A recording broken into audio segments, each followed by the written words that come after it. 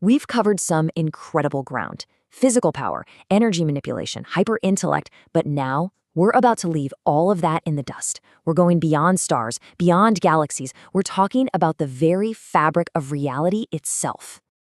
Pretty much any debate about who's the most powerful in the Ben 10 universe, it always ends here with Alien X. And this isn't just the next step on the power ladder.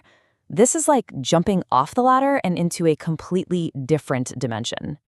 I mean, this quote from the analysis of the series really says it all.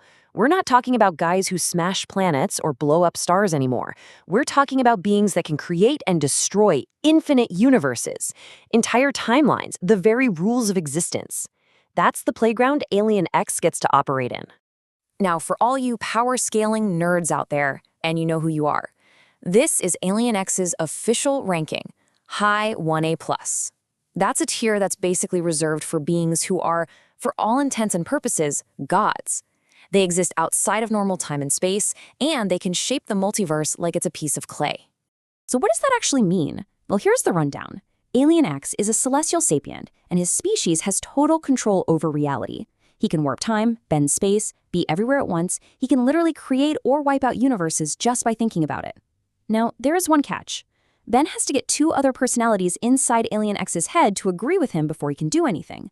It's a whole debate, but if they ever do agree, absolutely anything becomes possible. Okay, let's just pause for a second and look back at the journey we just took. This massive jump in power wasn't just to look cool. It actually mirrored Ben's own growth, right?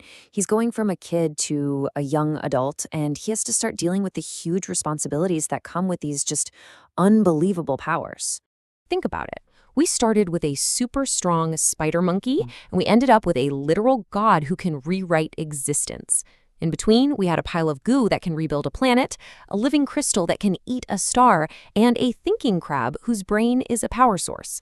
What a ride.